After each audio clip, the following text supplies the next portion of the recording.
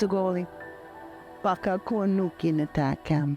Karen Ann Hoffman is my English name. I'm a citizen of the Oneida Nation of Wisconsin and the student of Samuel Thomas and his mom, the late Lorna Hill, in Haudenosaunee raised beadwork. Tell me about your favorite childhood memory.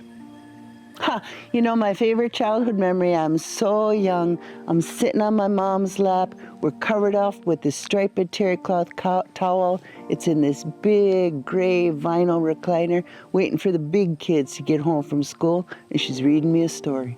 Yeah? Yeah. Do you have a lot of older siblings? I am my father's favorite third daughter out of 4. Tell me about your upbringing and how it contributes to your art. I'm really grateful for the parents that I had. My father was a musician, and so the house was always full of music, whether it was jazz or whether it was symphonies. He was always practicing, and so even though he worked full-time, first as a music teacher in Oshkosh school systems, and later as a guidance counselor, and then even later after that as the overseer of the guidance departments, every day he practiced. So I grew up knowing that art is a way that you live. It is not separate from your life. It is your life. It's not something you fit in. It is something that you breathe. I am so grateful for that. But I'm also grateful for the support of my mother, who let me know from little on that this world is full of beauty and poetry and painting, and that I should always be looking for that beauty in this world. Those 2 people started me on a path to appreciate art wherever I find it. Who are your role models and mentors? I have been really fortunate to have this great cadre of artistic mentors. And they range everything from, of course, Samuel Thomas and his mom, the late Lorna Hill, for whom I am deeply grateful and for whom I will always try to do my very best work. They were very important to me. But I had some other really great mentors as well. Don Darkmountain, when I was just a little baby artist, gave me encouragement and courage to go out and do what I knew was within me.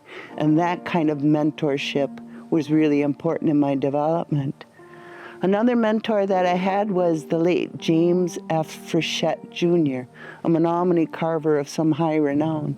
And I remember Jim telling me at one time, he looked at me and he says, "So, you think you want to be an artist, Karen Ann?" And I'm like, "Yeah, Jim, I think I do." And he said, "Well, I tell you, it's going to be a painful road." And I thought, well, that's just crazy talk. What could possibly be painful about this?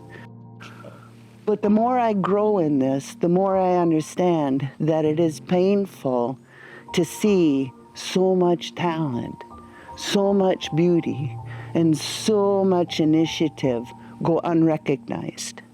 And so I find my biggest goal to be building bridges between this amazing talent that we have in the Indian country and opportunities for that talent to intersect with dominant culture institutions.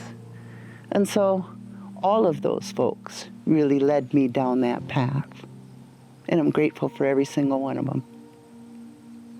How do we build that bridge? Well, I think it's very difficult, but I think the one key thing that I have seen over the years is to find allies. And that can be really difficult because people can present on the outside as though they want to be allies, but being allies on both sides means giving up power. And it is very difficult to give up power. It's difficult for institutions to give up power. It's difficult for artists to give up power. But if we can both set our egos aside and answer the question, what is best for the art? And if both our voices have the same answer to that question, what is best for the art? Then we have an ally. We start making forays into other places. And once we make those forays, then the institution benefits, our artists benefit, the audiences benefit. It is just good for everyone.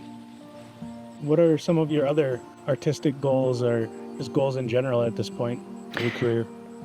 I am really fortunate because of the husband I had, because of the life we led, because of the way I got started.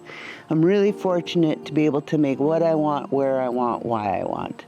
And that I know is a great opportunity that not every artist has. But that's what I want to do. Make what I want, where I want, why I want, and what I want is to be deeply connected to our culture. But I want to look at our future through that lens of all that accumulated indigenous knowledge. And I want to make pieces that have that voice. And then when those pieces have that voice, that connection to the past, that centering in the present, and that thinking of the future, then I want those pieces to live, and they are living things. I want those pieces to live in a place where they can have conversations with interested and engaged audiences. That's what I want for me.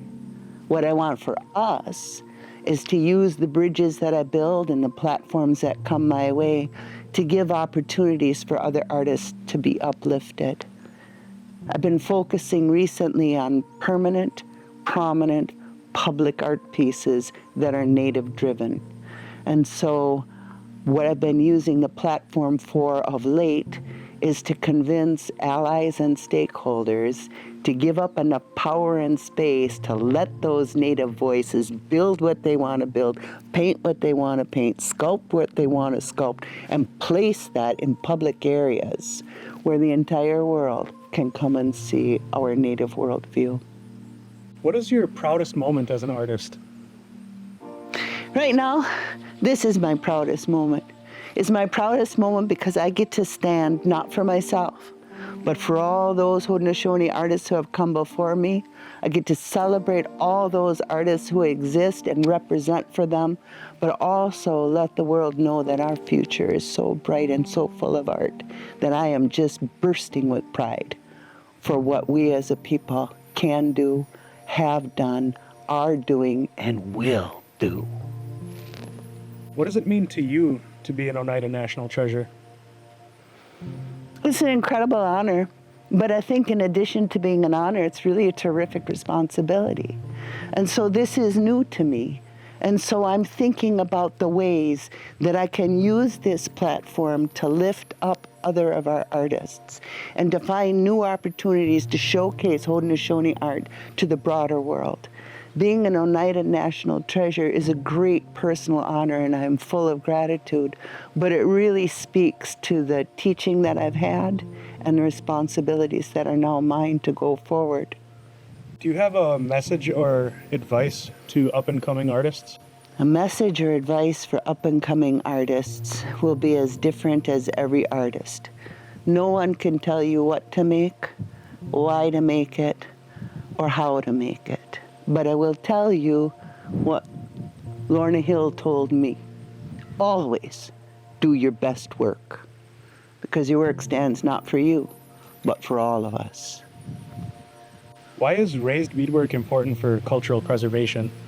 Raised beadwork matters for cultural preservation not because it's made out of beads and not because it's raised and not because it's beautiful and not for any of those reasons, but it matters because it is this long link in this continuous chain of culturally based art.